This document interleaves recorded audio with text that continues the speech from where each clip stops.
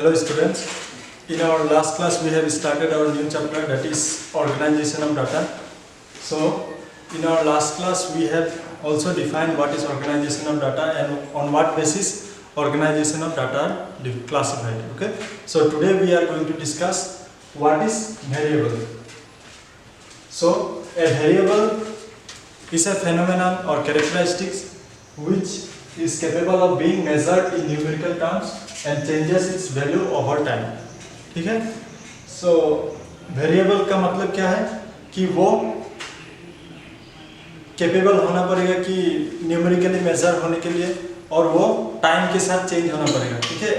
Example हो सकता है तुम्हारा हाइट,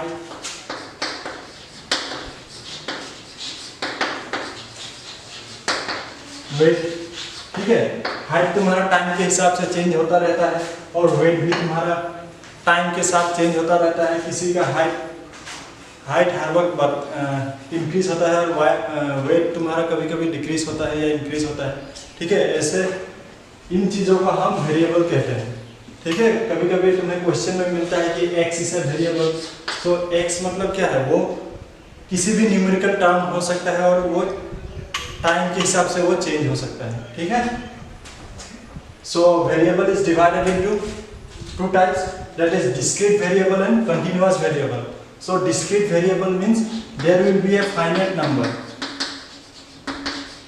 ठीक है, मतलब कंप्लीट रहेगा 2, 3, 4 ऐसे. ठीक है, जैसे कि मैंने एक एग्जांपल दिया है, number of children in a family. Number of children क्या होता है मतलब फाइनाइट नंबर में होता है. ठीक है, 1 से लेकर 10 तक हो सकता है. वहां पर हम लोग नहीं देखते हैं कि फ्रैक्शनल नंबर जैसे कि 2.5 चिल्ड्रन, ऐसे हम लोग नहीं देखते हैं. ठीक है, और नेक्स्ट है तुम्हारा कंटिन्यूअस वेरिएबल. कंटिन्यूअस वेरिएबल क्या होता है, एक रेंज में लेता है. ठीक है, यहाँ पर एक रेंज होता है. जैसे कि मैंने एक एग्जांपल दिया है, the age of student in school is कितना हो सकता है. इट में भी सपोज एज छोड़ के वेट भी हम बोल सकते हैं. वेट भी हो सकता है या हाइट भी हो सकता है. तो एज यहाँ पर क्या हो सकता है, स्कूल पे हमारा स्टूडेंट 5 years to 18 years के बीच में हो सकते हैं. ठीक है, ये एक रेंज हमने सेट कर लिया है कि 5 years to 18 years. सो ये है तुम्हारा continuous variable. So variable are two types, that is discrete and continuous variable.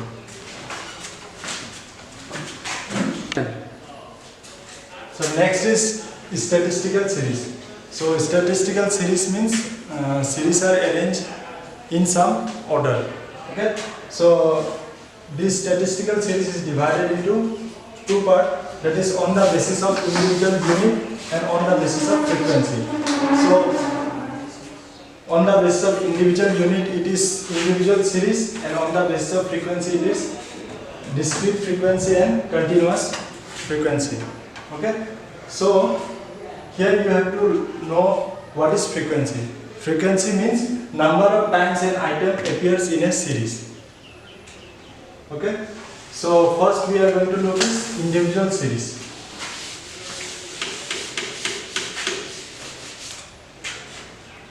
Suppose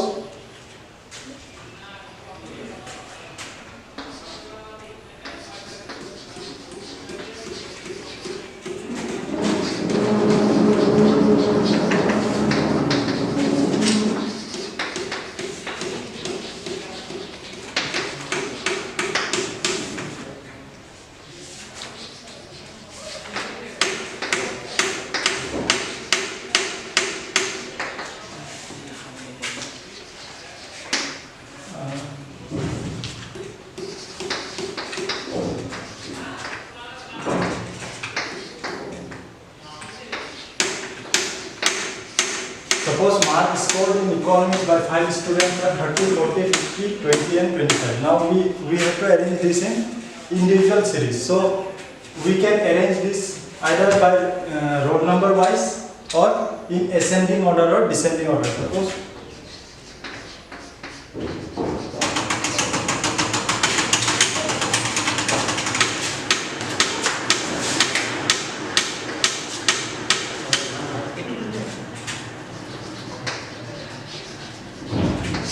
marks will be, suppose roll number 1 scored 50, roll number 2 scored 20, roll number 3 scored 25, and 40 and 30. So we can arrange this.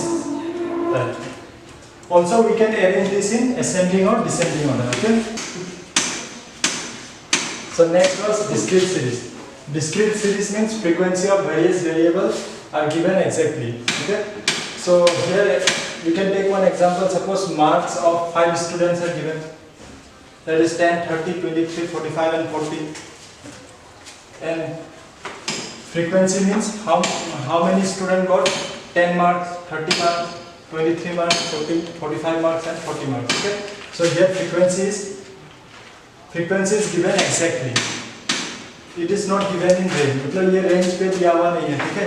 यहाँ पर exactly मतलब 50 को 10 marks मिला है, 7 student को 30 marks मिला है और 10 student को 23 marks मिला है, 2 student को 45 है, 13 student को 40 marks.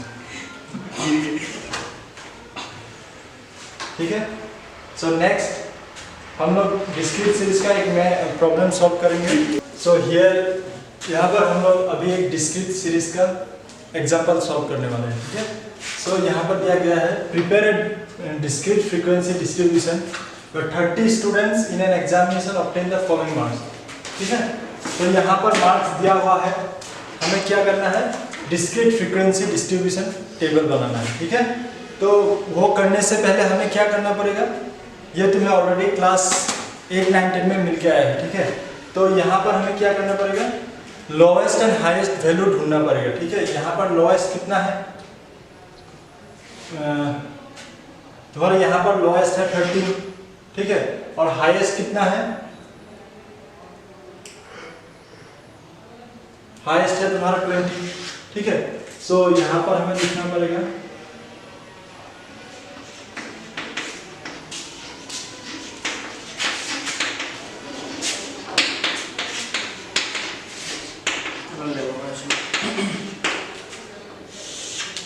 ठीक है.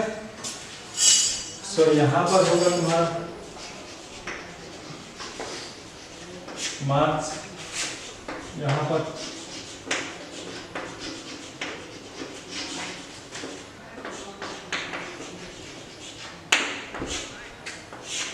फर्स्ट होगा तुम्हारा मार्क्स, नेक्स्ट होगा टेलीमार्क्स, थर्ड होगा फ्रीक्वेंसी. ठीक है. सो अभी हमने फाइंड आउट किया था 13 to 20, मतलब 13 से लेकर 20 तक स्टूडेंट ने मार्क्स स्कोर किया. ठीक है. 13, 14, 15, 16, 17, 18, 19, 20. ठीक है. सो ऑलरेडी तुम क्लास 9, 10 में तुम्हें मिला है टेलीमार्क कैसे यूज करते हैं. ठीक है. सो 13 कितने स्टूडेंट मिला है, एक स्टूडेंट 1, फिर देखते हैं 2, then 3,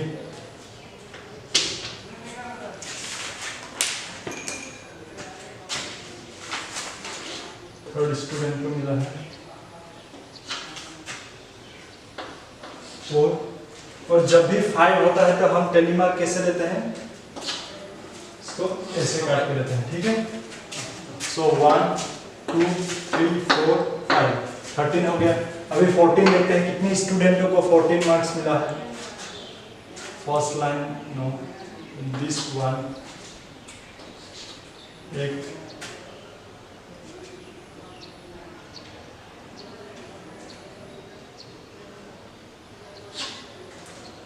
two, 3, 4, 5. सब 5 स्टूडेंट को 14 मार्क्स मिला है. नेक्स्ट है तुम्हारा 15 मार्क्स कितने स्टूडेंटों को मिला है. सो हमारे कन्वीनियंस के हिसाब से हम इसको मार्क कर सकते हैं. ठीक है. ताकि हम कंफ्यूज ना हो. सो 15 को मैं इधर से करूँगा. 15 एक student, 2,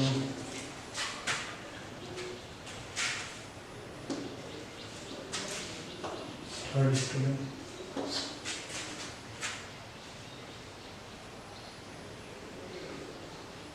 4 student sheep student.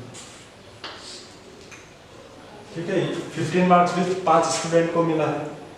Next हम लोग देखने वाले हैं 16 मार्क कितने स्टूडेंटों को मिला है, 16। सो मैं स्टार दे रहा हूँ ताकि कंफ्यूजन ना हो। एक स्टूडेंट, 2 स्टूडेंट को मिला है। फिर देखते हैं सेकेंड रो पे नहीं है, थर्ड रो पे है 3 स्टूडेंट, फोर्थ रो पे है 4 स्टूडेंट। सिर्फ 4 स्टूडेंट को 16 मार्क मिला है। ठीक है, नेक्स्ट है 17 कितने स्टूडेंटों को मिला है अभी देखना पड़ेगा। सो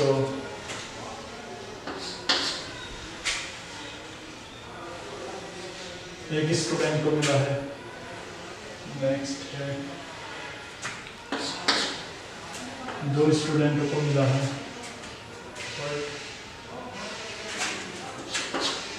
3 स्टूडेंट को 17 मार्क्स मिला है। ठीक है, नेक्स्ट है 18 मार्क्स।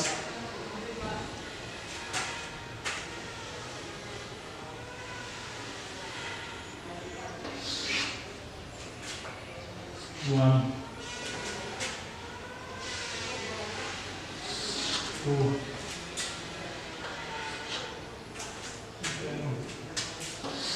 3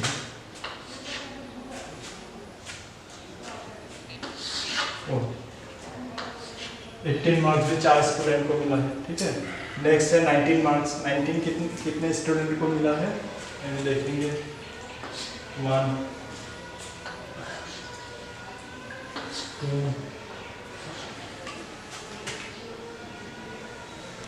3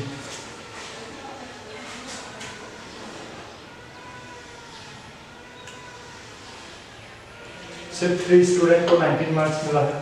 नेक्स्ट है तुम्हारा 20 मार्क। 20 कितने स्टूडेंट को मिला है, सिर्फ एक स्टूडेंट को, ये है। ठीक है, अब हम फ्रीक्वेंसी काउंट करेंगे। सो यहाँ पर कितना 5। ठीक है, यहाँ पर कितना 5, यहाँ पर कितना 5, यहाँ पर 4, यहाँ पर 3, यहाँ पर 4, यहाँ पर 3 और यहाँ पर 1।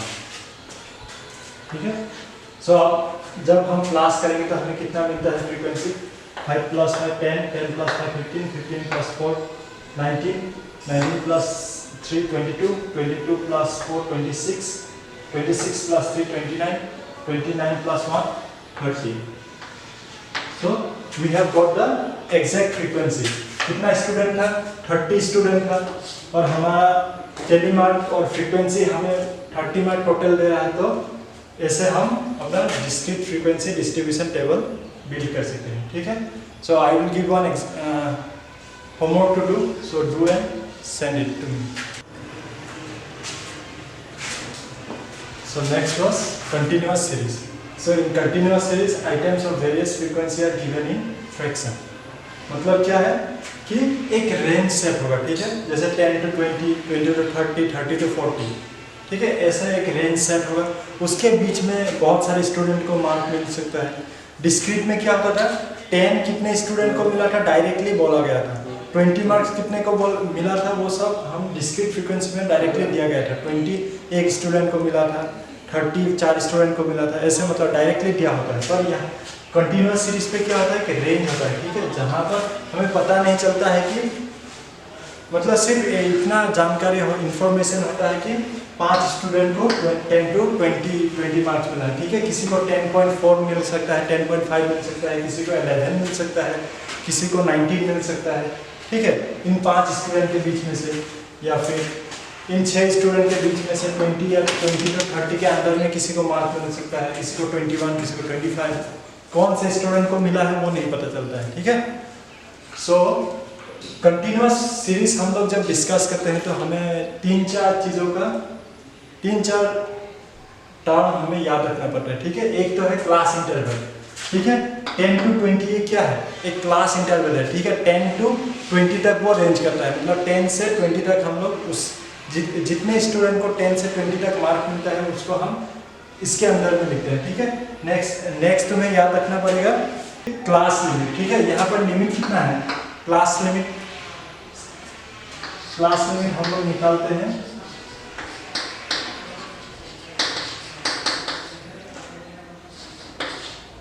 20 माइनस 10 कितना है 10। सो यहाँ पर क्लास लिमिट कितना है 10 है, ठीक है। सो क्लास लिमिट 10 है और यहाँ पर तुम्हें एक चीज याद रखना पड़ेगा कि जो 10 है वो क्या है, लोअर लिमिट है, ठीक है। और जो 20 है वो अपर लिमिट है, ठीक है। सो तो हमारा क्लास इंटरवल में दो चीज और याद रखना है कि अपर लिमिट और लोअर लिमिट, उसके बाद क्लास लिमिट, ठीक है। तो क्लास लिमिट कैसे निकालते हैं, upper limit minus lower limit करने से हमें क्लास लिमिट मिल जाता है, ठीक। मीन वैल्यू, ठीक है।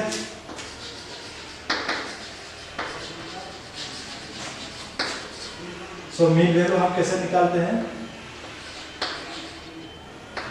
Upper limit plus lower divided by 2, ठीक है। यहाँ पर मीन वैल्यू कितना होगा 20 plus 10 divided by 2। So 30 divided by 2 कितना है 15। तो यहाँ पर मीन वैल्यू तुम्हारा 15 होगा, ठीक है। सो ये सब कॉन्सेप्ट तुम्हें याद रखना पड़ेगा। एक तो क्लास इंटरवल, नेक्स्ट है तुम्हारा क्लास लिमिट, थर्ड है मीन वैल्यू और अपर लिमिट और लोअर लिमिट क्या है ये तुम्हें ध्यान में रखना पड़ेगा, ठीक है। So continuous series is divided into 4 types, okay.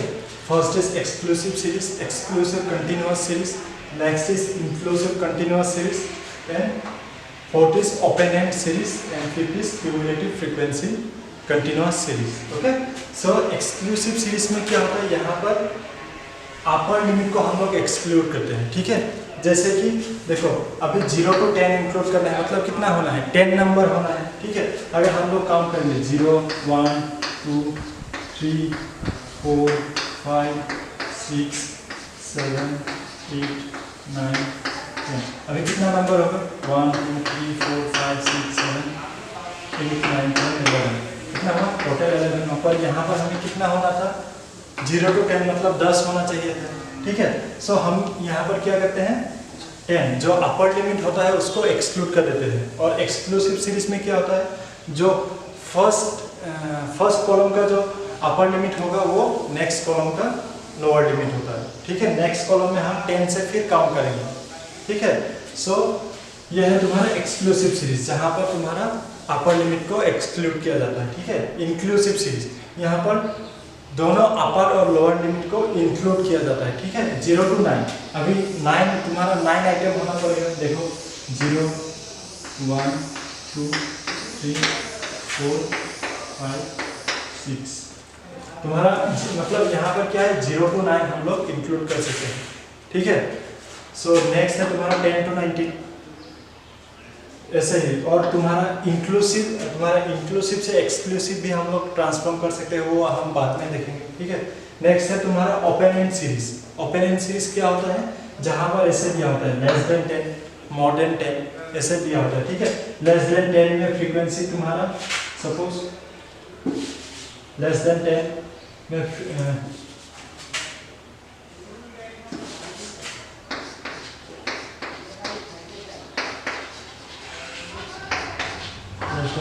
Frequency तुम्हारा 5 है, फिर लेस देन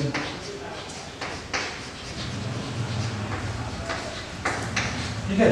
तो यहाँ पर क्या है तुम्हें एक ही सिर्फ एन दिखाई दे रहा है, सिर्फ 10 20, ठीक है। सो क्युमुलेटिव फ्रीक्वेंसी ये है तुम्हारा open end series. So open end series में सिर्फ एक ही एन को दिखाई देता है, ठीक है। या फिर नेक्स्ट हो सकता है तुम्हारा मोर देन, ठीक है। मोर देन हो सकता है, मतलब सिर्फ एक ही एन हमें दिखाई दे रहा है। डाउन का जो अपर लिमिट ही दिखाई दे रहा है, लोअर लिमिट हमें दिखाई नहीं दे रहा है, ठीक है। ठीक उसी तरह क्युमुलेटिव फ्रीक्वेंसी क्या है तुम्हारा, अभी ऐसे एक सीरीज रहेगा, हम लोग बस क्युमुलेटिव फ्रीक्वेंसी में फ्रीक्वेंसी को ऐड करके जो टोटल निकलता है वही है क्युमुलेटिव फ्रीक्वेंसी, ठीक है। यहाँ पर क्या होगा 5 है, नेक्स्ट है 10, सो हम लोग क्या लिखेंगे नेक्स्ट में 15, 5 + 10 15, ठीक है। नेक्स्ट अगर कुछ और रहेगा सपोज 20 है, 10 प्लस 15 प्लस 20 कितना होगा 35। ऐसे हम लोग फ्रीक्वेंसी में लिखते जाते हैं, ठीक है। सो जब हम लोग एक एक करके डिस्कस करेंगे तब ये अभी हमने सिर्फ ब्रीफली डिस्कस किया है, ठीक है। तुम्हें अब पता चला है कि कंटिन्यूअस सीरीज में 4 टाइप का होते हैं। एक तो है exclusive continuous series. Exclusive continuous series में तुम्हारा सिर्फ तुम्हारा अपर लिमिट को एक्सक्लूड किया जाता है, ठीक है। और जो अपर लिमिट होता है वो नेक्स्ट क्लास इंटरवल का तुम्हारा लोअर लिमिट होता है। नेक्स्ट है तुम्हारा इंक्लूसिव सीरीज, जहाँ पर दोनों अपर लिमिट और लोअर लिमिट को इंक्लूड किया जाता है। थर्ड है तुम्हारा ओपन एंड क्लास सीरीज, जहाँ पर तुम्हारा लेस देन 10 मोर देन 10 ऐसे दिया हुआ होता है, सिर्फ 1 एंड, ठीक है। नेक्स्ट है तुम्हारा क्यूमुलेटिव फ्रीक्वेंसी, जहाँ पर हम लोग जितना भी फ्रीक्वेंसी होता है उन सबको ऐड करते हैं, ठीक है। So thank you.